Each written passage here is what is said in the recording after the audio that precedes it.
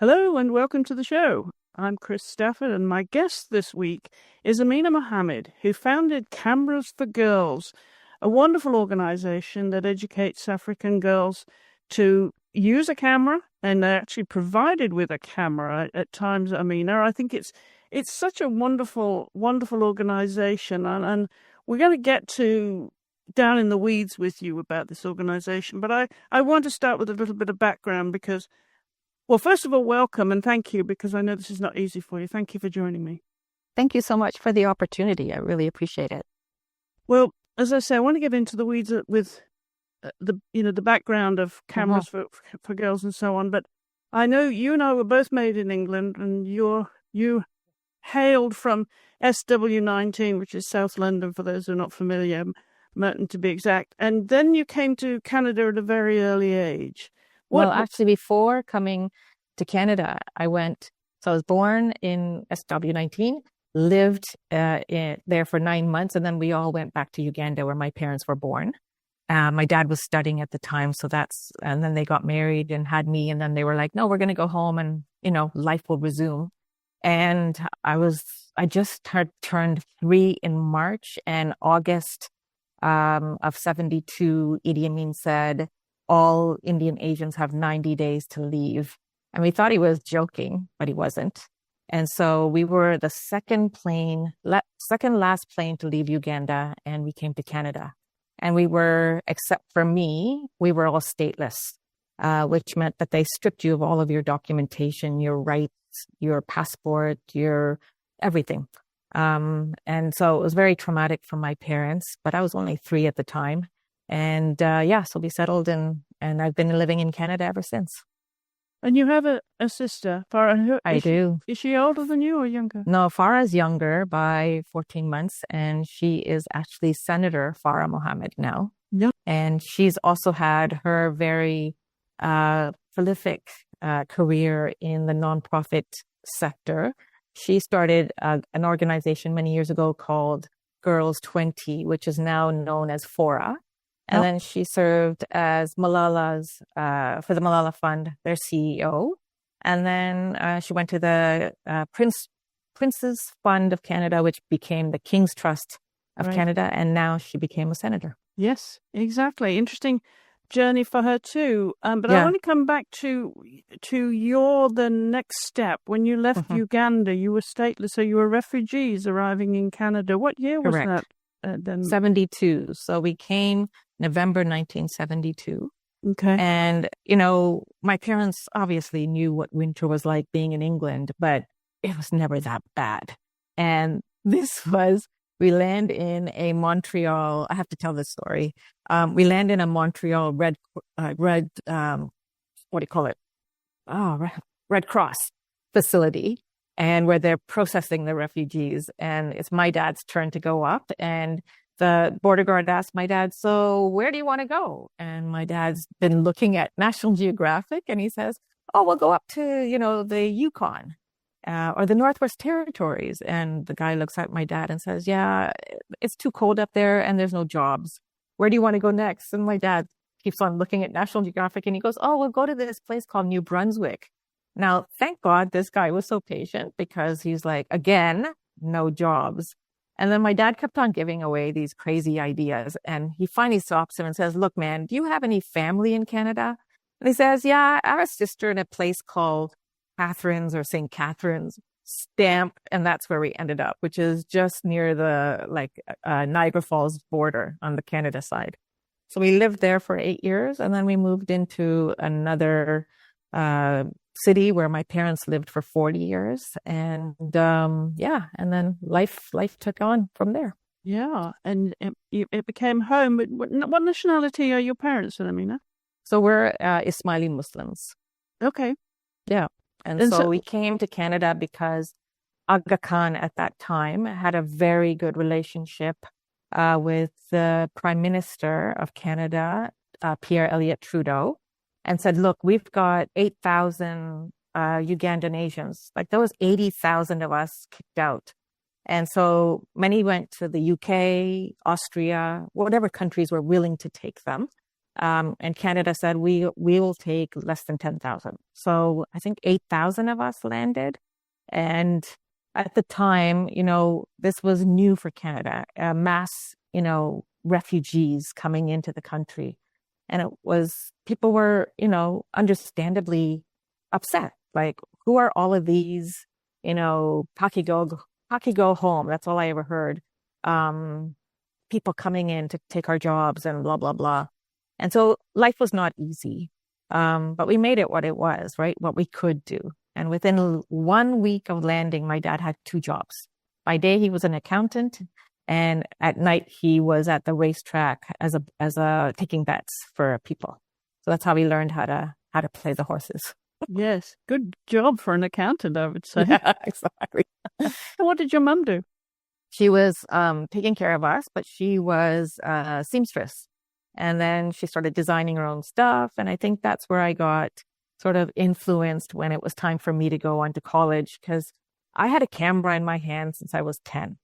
My first camera was, given to me by my dad, but I never thought that could be my career, because I grew up in a very strict Muslim household where, you're going to be this and that. You cannot be this and that. And so it was always discouraged for the arts. But when it came time to going to college, I sucked at school. I did not know I had undiagnosed dyslexia. I was just called stupid. And so I was just not learning the way I needed to learn. And my way out into the arts was to go into fashion design. And they couldn't argue with me because my mom was already doing that. But that landed me in an incredible career, a 15-year career working in the film and television industry here in Toronto. And my last film before jumping onto the TV documentary side was American Psycho. Mm-hmm. So I was on the wardrobe crew for that. Toughest job I've ever worked, but the most incredible career. And your mum, wasn't she very artistic too? Yeah. I mean, everything we had in the house was made by my mom. The curtains, she crocheted this, she knitted that, like everything. Because, she was very good at reusing. Nowadays we do DIY. Well, she did DIY way back in the 70s because we didn't have the money. So she would make everything. And I think that was really, I had the creative side from my mom and the financial side from my dad. So I had 2 sides of the brain. Because when I left film and television, I ended up going into the financial industry. So you inherited that as well. Yeah. Head for numbers. I'm wondering if your dad was into photography as well, because he gave you that camera so early. Yeah. He was, yeah. Way back when they lived in England, he had picked up photography. And so I just, my first camera was a Kodak Brownie. And then I got a Minolta and I burned out the motor on that. And then I bought another film camera. It took me a long time to go into digital because I was like, this is just a fad. I'm just going to stick with film. But then eventually I had to make the jump. The home was the darkroom. I loved it. Yeah. I loved it. But I don't even know if I would know how to make my way around it now because it's been so many years. There's something magical about the darkroom.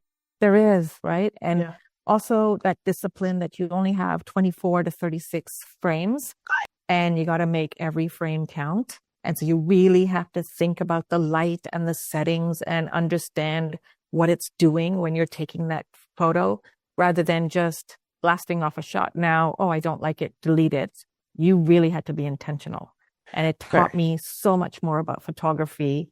And I never had any formal training except for a course here or there. But I never went to college for it, which is still one of my biggest regrets. You went to school in Ontario then? I did. Yeah, I did all my education here. I even did 2 years in university business before I got sick and had to quit. But I also have a film like graduate diploma in film studies. So when you graduated, did you always know that it was going to be photography for you then? No, I didn't. So when I graduated from fashion design, I started making wedding dresses by hand. I was hand beading. I was thinking, oh my God, this is so creative. People will buy this. Nobody was buying. overpricing. They were buying off the rack. I'm like, I'm not even overpricing myself. And one day my friend comes, picks me up and says, hey, I'm going to set, because she was working part-time in the set department. She goes, I need to pick up a check. Do you want to come? I said, sure. So we go to pick up her check, and the the catering woman looks at me and says, do you want a job? Like, she looked me up and down like I was some sex object. And, admittedly back then I was cute. And so she said, do you want a job? I said, doing what? The way you're looking at me. And she says, catering. I said, no, thanks. She goes, it pays $18 an hour. I said, okay. So I did that for 10 months. And then I saw there was an opening in the union for wardrobe. And I was like, I know how to sew. I know. So I went and talked to the wardrobe mistress on this show that I was on. And she said, yeah, just go down to the union, register, and then you can start doing dailies. So that's when you're just learning. You do a day here, a day there. And then I got onto a show, and the wardrobe mistress really liked me. She said, go down to the union and tell them we're hiring you full time. I was like, oh my God, I just won the lottery. And I did that for, 5 years of my career. And then I started. Will you be in your 20s then, Amina? I would have been in my 20s. Yeah. And then I started making my own short films. My first short film that I produced went to TIFF. And then I started doing music videos for Much Music. And I knew the bouncer at this club that we used to go dancing. And he was part of the board for Much Music. So I'd call him and say, hey, Farley, I've just put in a grant. Can you approve it? He would. From $5,000, we would use $1,000 to do the shoot. And then the DOP, director of photography, and I would split the rest. And I would beg, borrow, and steal, like, bars and people flying in their planes and whatever we needed. I was negotiating queen, and I could do a music video on nothing. So we did that for a few years. And then I went back into the hardcore union work, and I got into documentary side. And that's where I think I really honed my storytelling chops. Because even while I was producing, I had to, I was really good at stripping away the script so that I could build the schedule and the budget. And I got known for this. So I would get hired by other producers or non-union producers to do this for them, which was a great side business. But then when I got into documentary, I had to do it all. And when I got documentary, introduced me to something called Hot Docs. So they were just starting the Hot Docs Film Festival in Toronto, and they had a fellowship. So I applied and I got it. And so there was 4 of us who got it. And so we got soft licensing from TVO Ontario. And I wanted to go back to Uganda and tell the story of the Indians who were coming back to claim their property. And so they said, you go, you spend your own money, you do everything we need. And if we like it, we buy it. And I was like, this is my opportunity to go back to Uganda. And so I, rented a camera. I got a microphone. I had no clue what I was doing. I wrote a bland script. I got a fixer, went to Uganda 10 days, shot a documentary. But by the time I was in the editing lab, CTV, which is a major TV station here, had already the same story up on the TV. And so I was dead in the water. But what it did do for me was open up a whole new world of thinking about privilege. Here I was, having left Uganda, coming from parents who both were in wealthy families. So knowing that my future probably would have been education in England. And yet I was meeting young girls who were telling me that I can't go to school because I'm a girl. My parents will invest in a boy, my brothers, but they won't invest in me. I was 14 when I was married off, and now I'm in my 20s. I've got 5 to 7 children. And because I wasn't educated, they'll never be educated, and the cycle of poverty continues. But then it also got me into deeper questioning of what was our responsibility as Indian Asians in the expulsion. Because we had the British colonial at the top, the Indians in the middle, who were the businessmen who basically, hired the Africans as indentured servitude. So what role did we play? And what responsibility did we not take? So it got me all down this rabbit hole of these questions. And my documentary became about so much more. But I never ended up finishing it. But, that little opening into a world that I thought I had known through my parents' stories was totally shifted. And I knew that I wanted to go back and do something. I just didn't know at the time. This was 2007, when they were still struggling with internet and, electricity, what I could do. Well, there was a challenge there waiting for you to unpack. Yeah. And, as always, life takes over, right? So that was 2007. I ended up leaving the industry in 2010 when we adopted a little girl. And my life took on a whole new challenge on the one hand, because she had many, oh my goodness. I'm so sorry. Can you hear that? No. Okay. I'll ignore it. It'll go. So my life took on a whole new meaning of what's it like to adopt a child. She had some struggles because she had come from foster care. And in adoption, they don't give you training of how to manage these things. They give you a weekend. Oh, this could happen to you. This could happen to you. But we weren't told about her challenges. And it took everything in my being to learn how to parent a child that was not biological. I loved her the same way, but I'm also struggling with my own loss of fertility. And so, she's now 18. She's come so far, and I'm so proud of the work that we've all done together to get her to where she is. But at the time, my whole life just shifted. So I left what was my identity working in film and television. And now I had to find a whole new identity as mother, but I also had to go back to work because I wasn't a stay-at-home mom. I couldn't be. And so I ended up going into the financial industry and working in the mortgage industry as a mortgage agent for 5 years. And I should have been happy. I was making money. I was winning awards. I was working with international investors.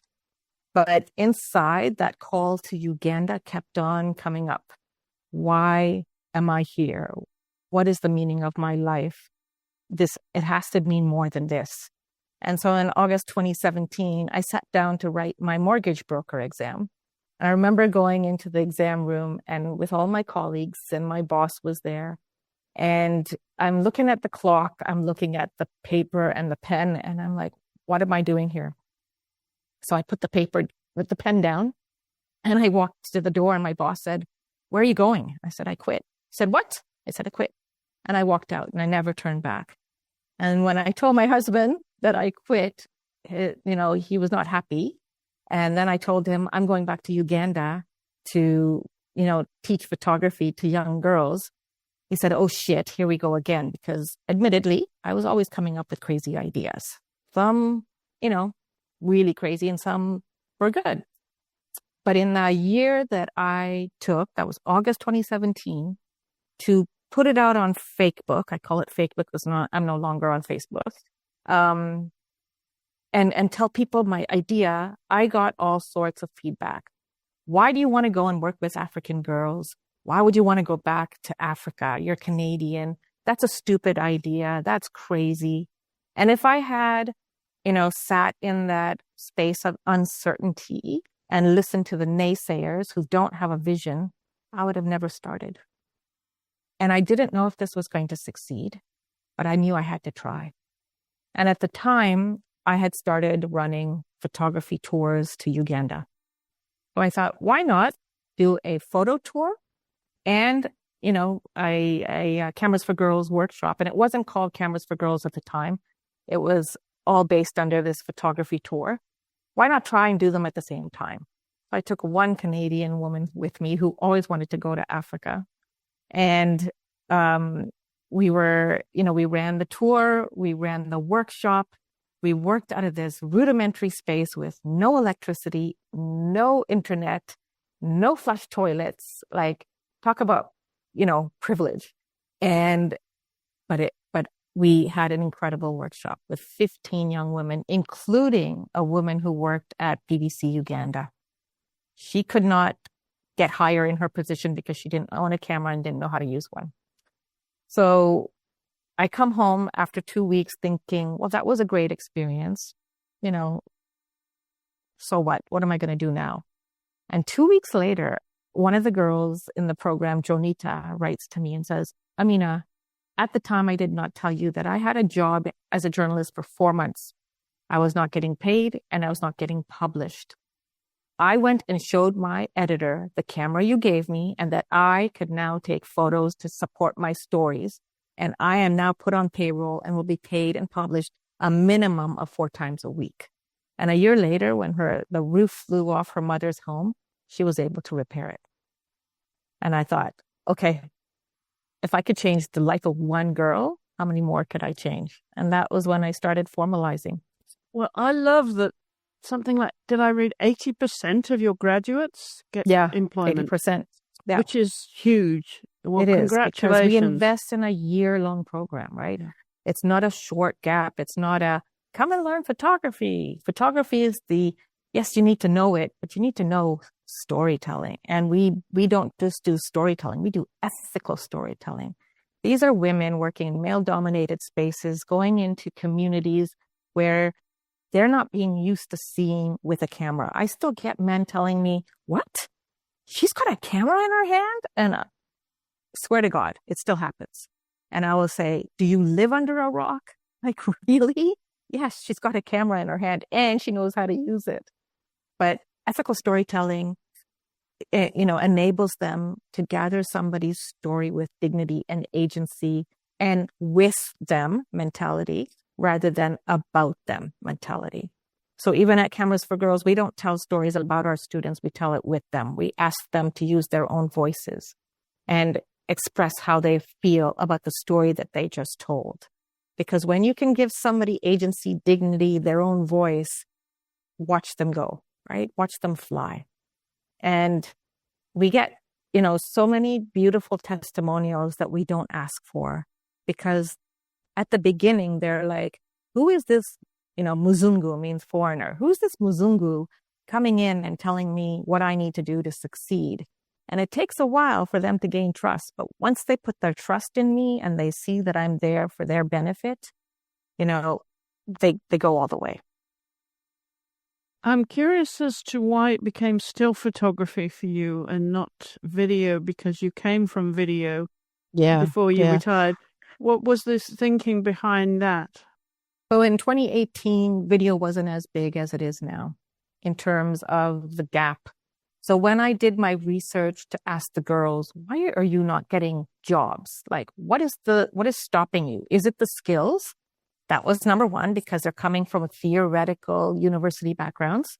So everything in theory is great, but if you can't put it into practice, what's the point? So they didn't understand how, stories are actually written with a proper title and a byline and a opening paragraph and captions. They didn't have any of this, yet they're in university. So number one. Number two, they were told, well, you don't own a camera and you don't know how to take photos for your stories, then you're not being hired. Because back then, it's traditionally still newspaper. Now, you've got the internet that has opened up everything. So you can do photography, videography, drone photography. You can, the sky's the limit. So we started with what their needs were, because I didn't want to come into a space as maybe I'm from your country, but I'm still an outsider because I grew up in Canada, telling you what you needed. Because that's the problem with the sector, I think, is that we don't ask enough questions and listen to what the actual problem is. We come with the solution, most times false, because we're looking at our own ego in it.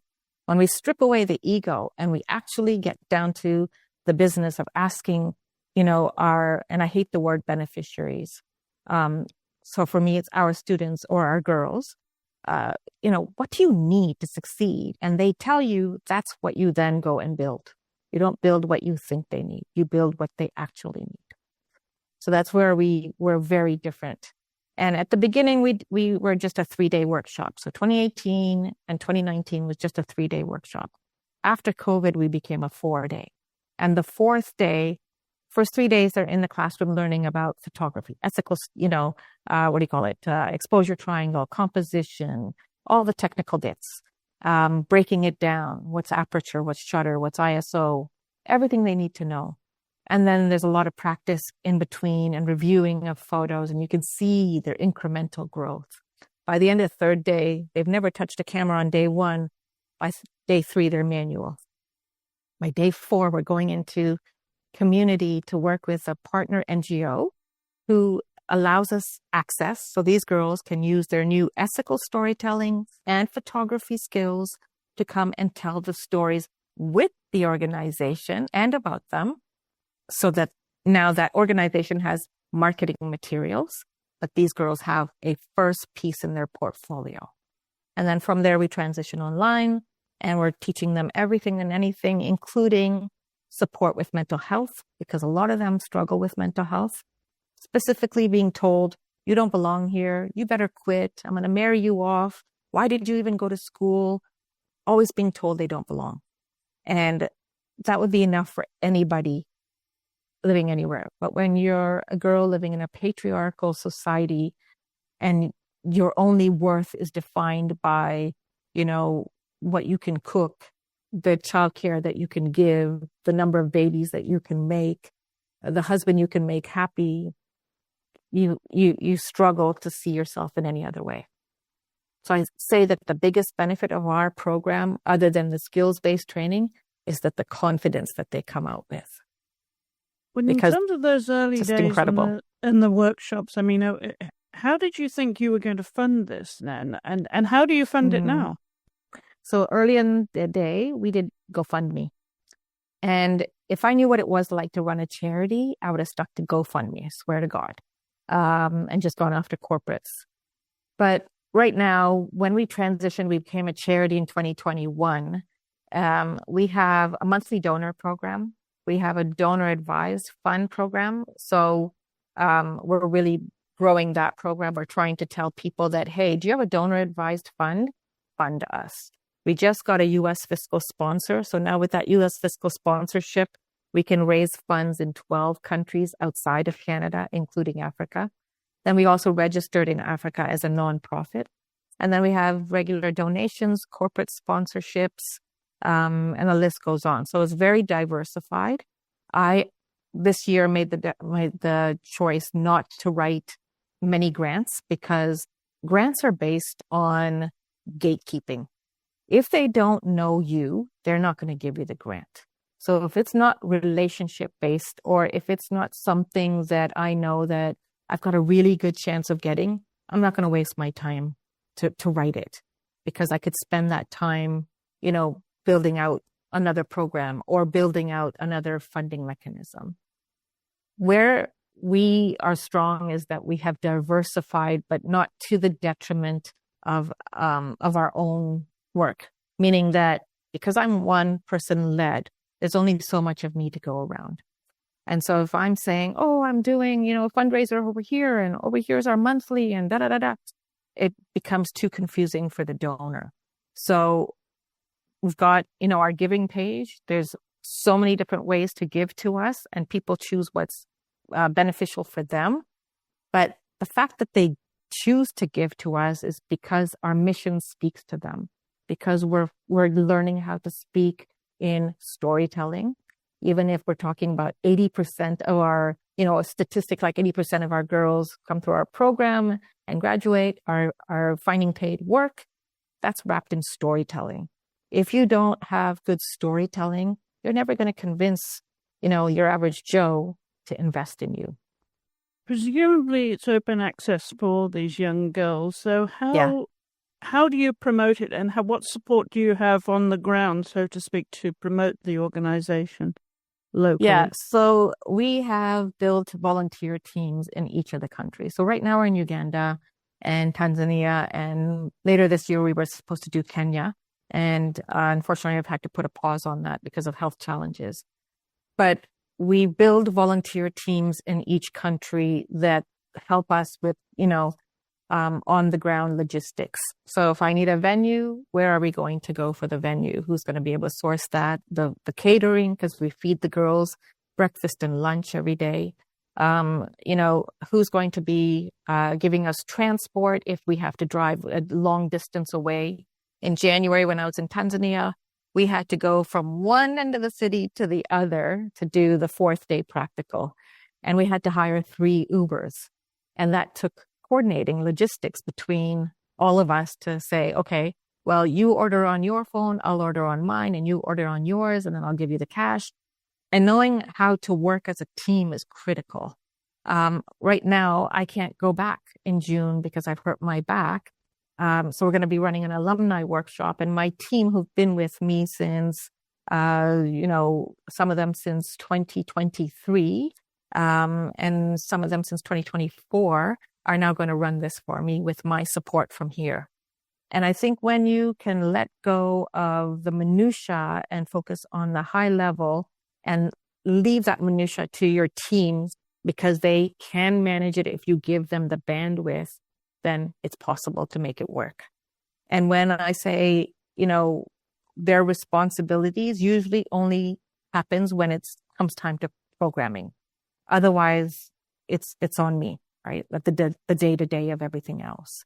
And so go ahead. Well, in terms of, I'm thinking that, the certification of this, that these girls are now obviously employable and are being employed. Yep. Does the government or other industry organizations that are accepting a certification process then that these girls can graduate with, which gives them credibility and a level of acceptance in the industry? Yeah, I mean, that's a great question. They're all coming out of university journalism programs, first of all. So they get their university degrees. That's their top accreditation. And then if they successfully graduate from Cameras for Girls, and to successfully graduate, you had to have done 80% of the coursework, 80% of the assignments that we assign.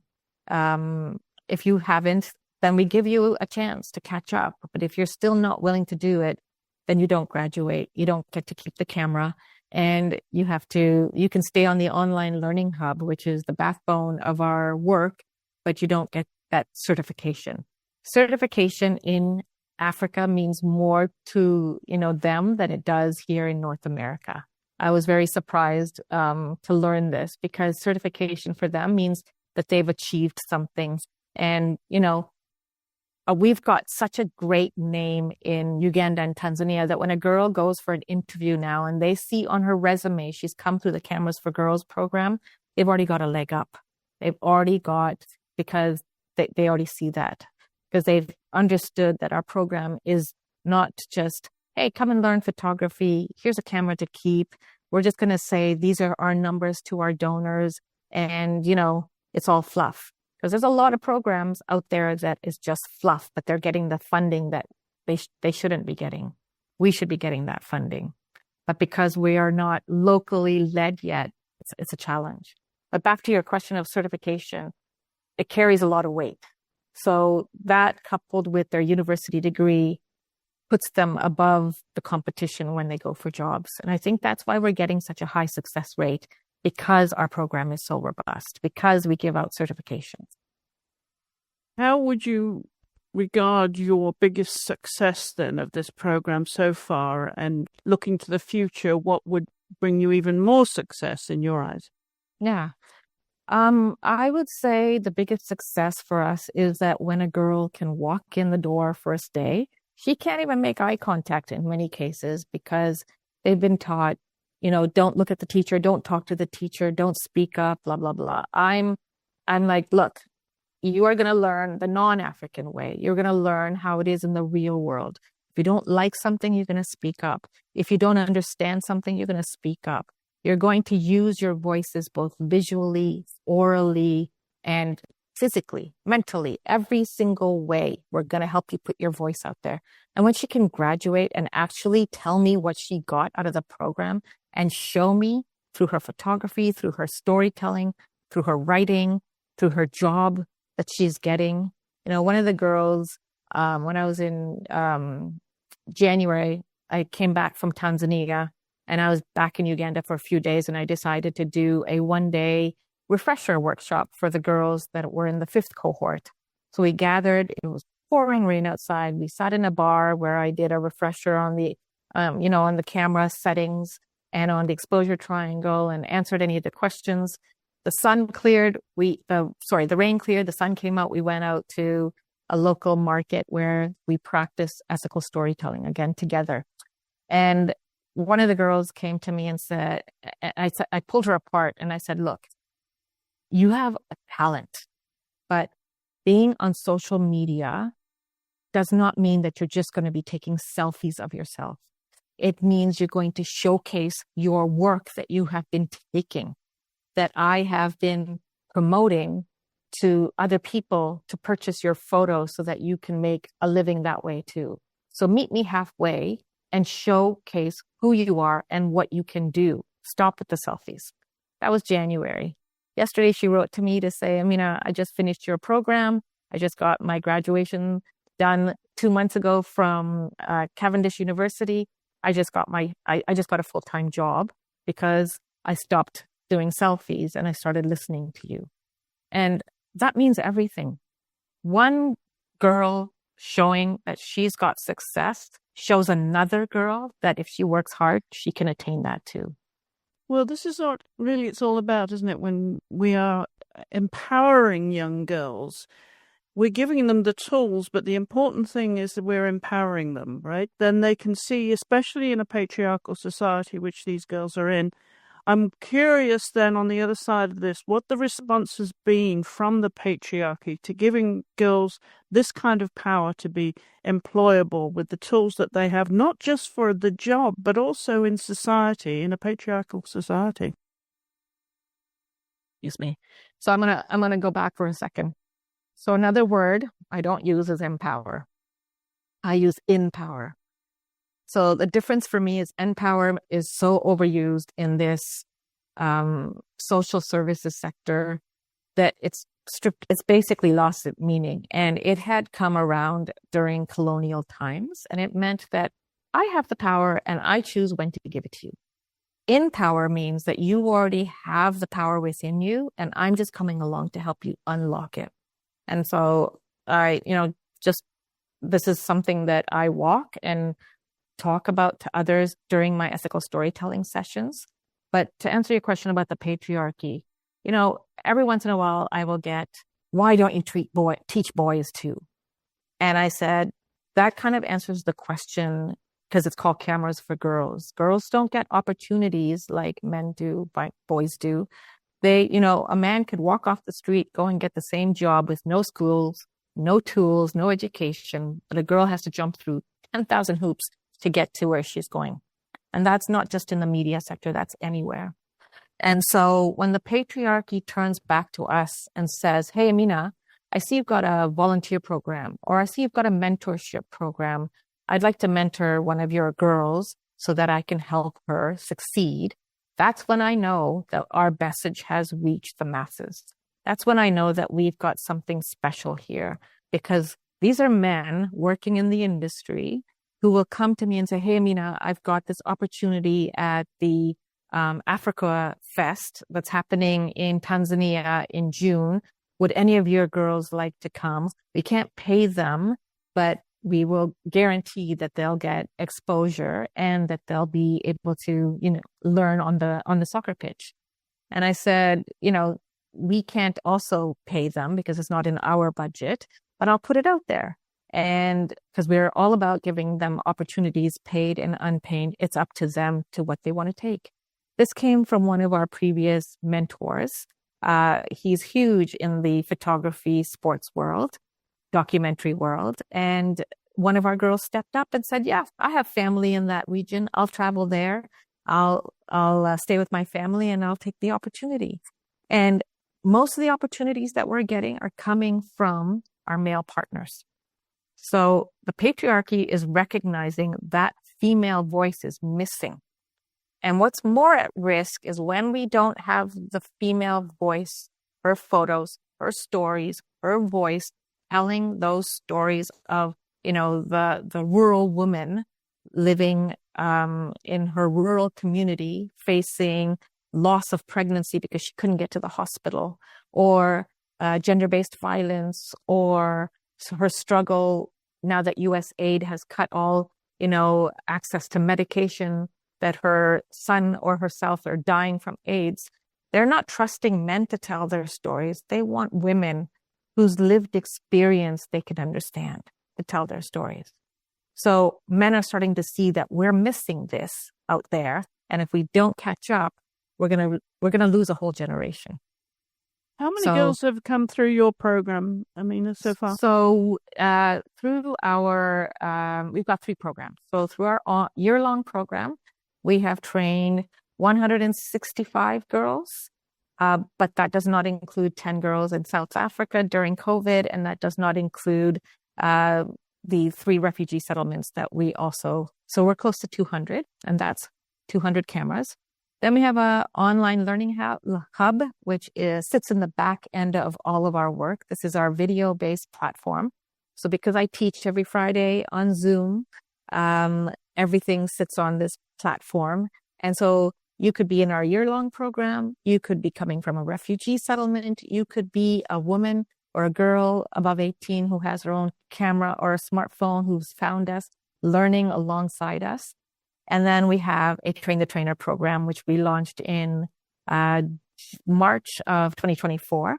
And we had taken 4 former students and trained them to be trainers for Cameras for Girls. And so we recently took one of those trainers from Uganda to Tanzania to co-train with me. And by giving, young women the agency to step into the trainer's shoes, it just empowers them to also want to reach greater heights. So let's look to the future then. What are your goals? Where do you see the organization in, say, 5 years' time? Yeah, in 5 years' time, I finally have staff. Hopefully it's not going to take 5 years, both in Canada and Uganda. We have reached our goal of being in at least 7 African countries.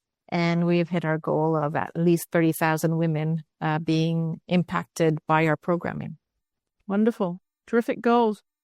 Amina, tell everybody where they can find you online and social media. Yeah. So we hang out on LinkedIn and on Instagram and YouTube at Cameras for Girls. You can find us on our website, www.camerasforgirls.org. And you can find me at Amina at camerasforgirls.org.